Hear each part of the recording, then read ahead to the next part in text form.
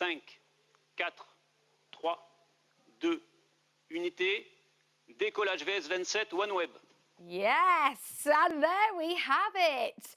Liftoff of OneWeb's Launch 13 from Kourou in French Guiana. Gosh, this is the moment that you tune in to watch a live rocket launch, isn't it? To see it go from that launch pad and hurtle, and look at it hurtling, into orbit.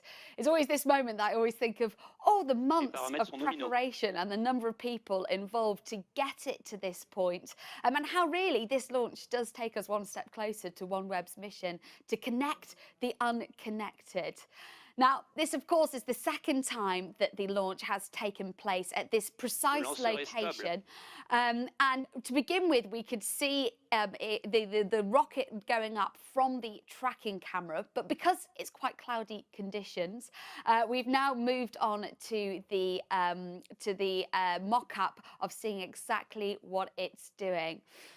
So the animation is going to take us through each stage of the launch. So we're going to receive confirmation, and as we do, we will talk you through what that confirmation means here in the studio. So the first event that we're looking and listening out for is the booster engine jettison, and that's going to happen after the rocket has burnt all their propellant. Once they've completed their burn, the boosters are no longer required. So we are jettisoned to remove weight. So that is going to be taking place in about 30 seconds. So it's going to get rid of that unnecessary weight, because to begin with, it's quite hard to get the rocket up. Fonctionnement nominal des moteurs du premier et deuxième étage. Done that launch. I'll pause there. As he's saying some more, he's obviously doing his job very well, and you can see the animation there to the left as we wait for confirmation of the jettison. And there we go. Did you see that? That was the booster separation coming off, and I can confirm that that has happened successfully. So that is the cutoff of the first stage of the booster separation. So, as I said before, those boosters have now been discarded because there is no unnecessary weight. They've done their job. They don't need to be attached to the rocket anymore. Okay, so the next thing that we're listening out for is the fairing separation. Now, the fairing itself protects the 34 OneWeb satellites that are sitting at the top of the Soyuz launch vehicle. Now, at liftoff, there are huge acoustic vibrations and also friction, which occurs when the launch vehicle is flying through that really dense part of the Earth's atmosphere. So when the launch vehicle reaches an altitude of around 100 kilometers, there's actually very little atmosphere. So there's no need to keep that fairing on the launch vehicle to protect the satellites. So that is when the fairing is going to come off, and that should be happening, I've just got confirmation, in around 30 seconds. So let's just stay tuned for that. Again, we're going to hear confirmation from the DDO, who's going to say that that fairing separation has taken place.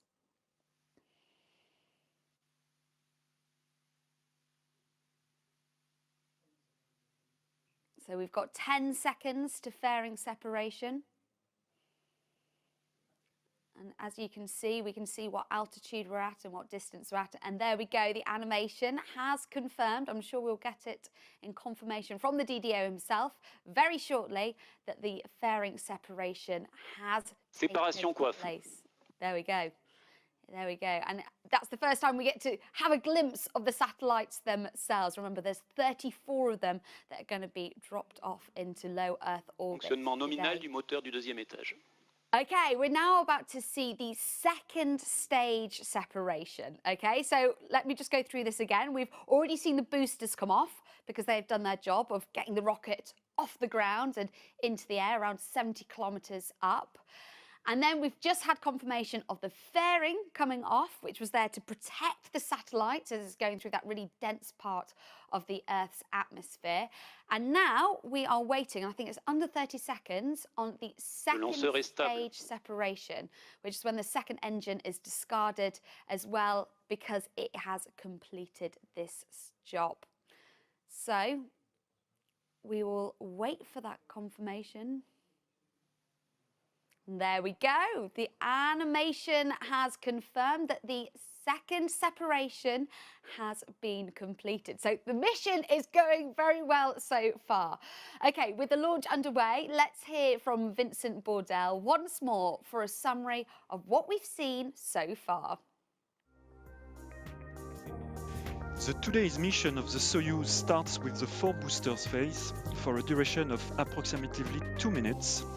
After their separation, the second stage of the launch vehicle, that is to say the core stage, took the reign during less than 3 minutes, and the fairing is then jettisoned. Few seconds before separation of the core stage, the third stage is ignited, and at that time the central core is separated. 9 minutes and 24 seconds after liftoff, the third stage is separated from the nose module. The nose module includes the frigate upper stage, the dispenser, and the 34 OneWeb satellites. The frigate upper stage mission starts with a first ignition of its main engine in order to reach the intermediate transfer orbit, followed by a long ballistic phase. A second ignition is performed for circularization and injection into the satellite separation orbit.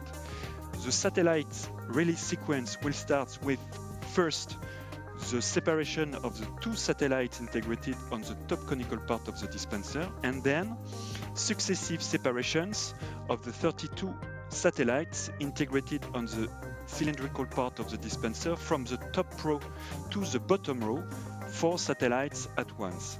As illustrated on the 3D animation, it means that 9 separation events are necessary for the complete release of the 34 OneWeb satellites. Between each separation event, the sequence is identical, so 19 minutes, which consist in a series of maneuvers. Firstly, tilting of the nose module, then a boost of the frigate attitude control system with a very small delta V during few seconds, in order to ensure enough distance between the satellites and avoid any collision. Then a new tilting of the nose module to the required orientation for the satellite separation. The separation is ordered by the frigate upper stage, and it is a smooth separation ensured by relaxation of specific springs. The end of this complex release sequence occurred a little bit more than 3 hours and 30 minutes after liftoff, with the 9th and last satellite separation. Well, thanks again to Vincent there for providing the commentary on what has happened in the mission so far and what we've got to look forward to. So, coming back to our theme of responsible space, every OneWeb satellite is fitted with a grappling fixture. And this innovative feature enables OneWeb to operate its fleet with a sustainable approach. Let's take a look exactly how it all works.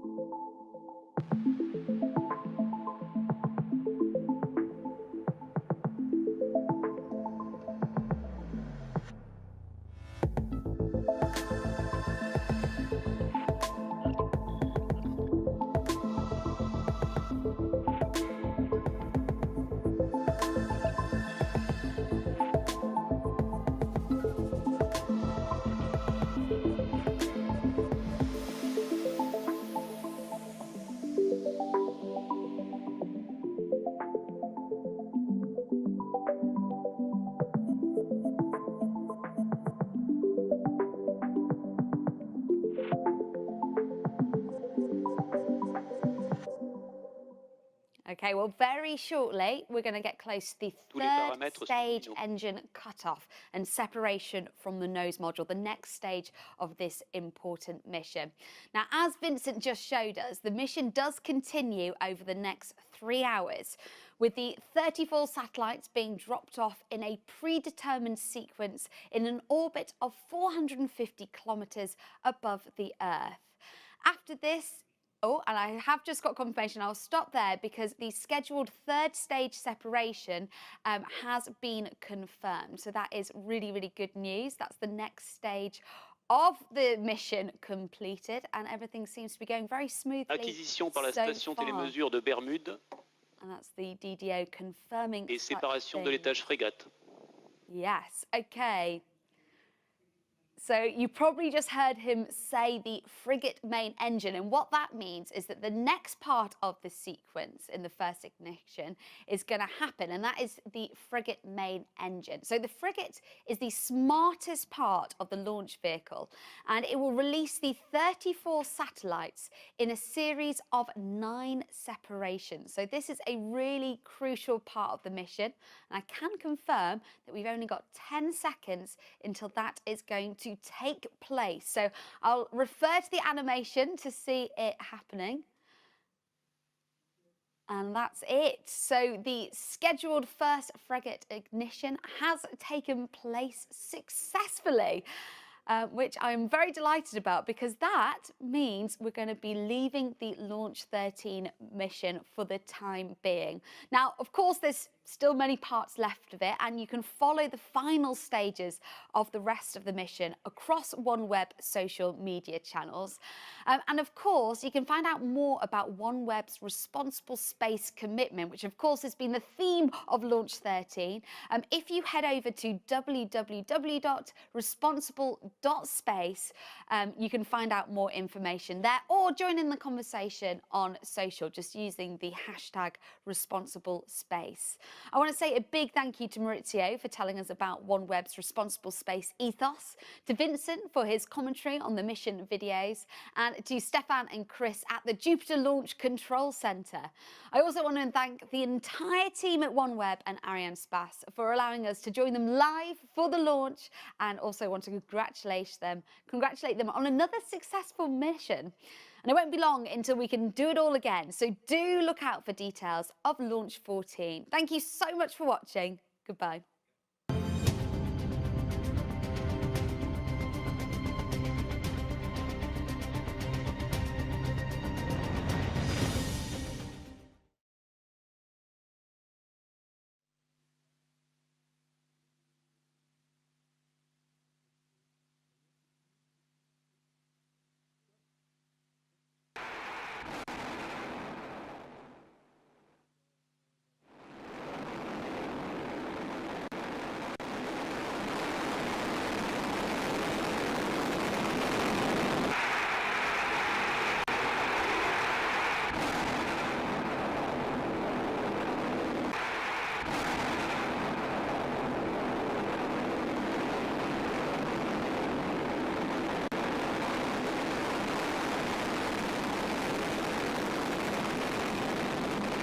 Le moteur principal de frégate fonctionne nominalement.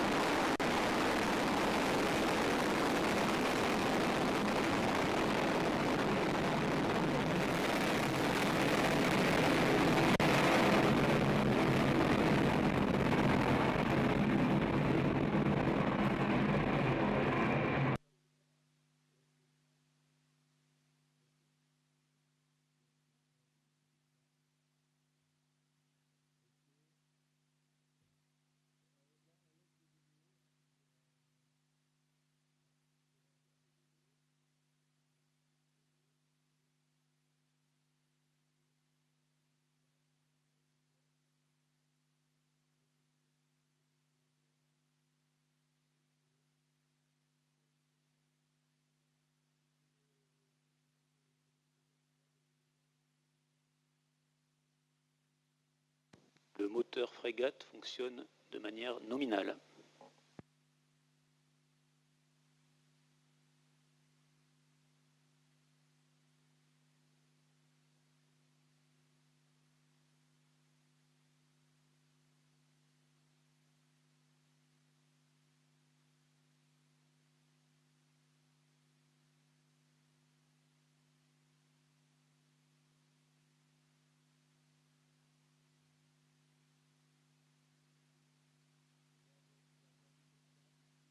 Acquisition par la station télémesure de Saint-Hubert.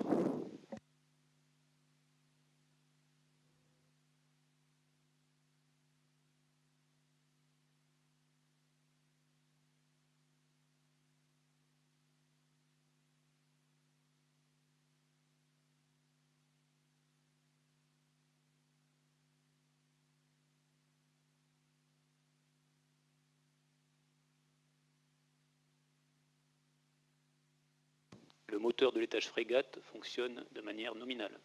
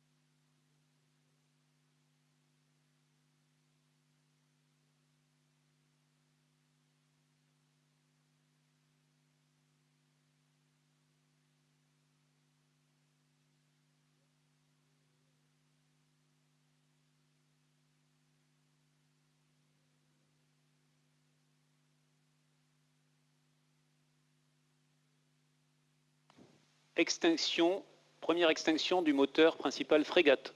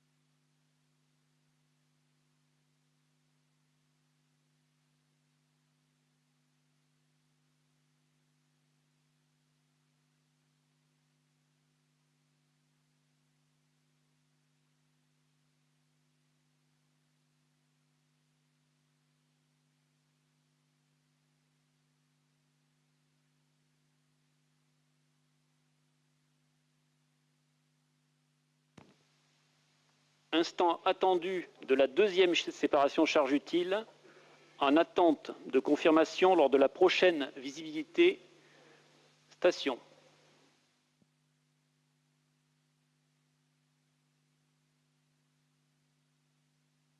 Instant attendu de la troisième séparation charge utile, en attente de confirmation lors de la prochaine visibilité station.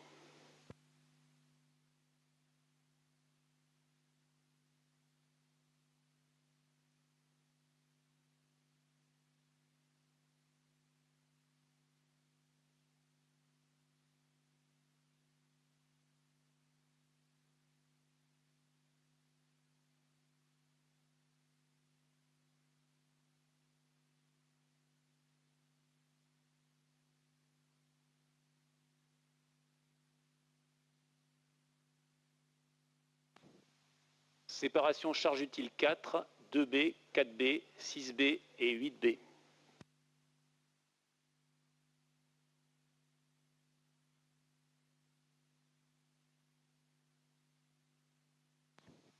Instant attendu de la cinquième séparation charge utile, en attente de confirmation lors de la prochaine réception par la station de télémesure suivante.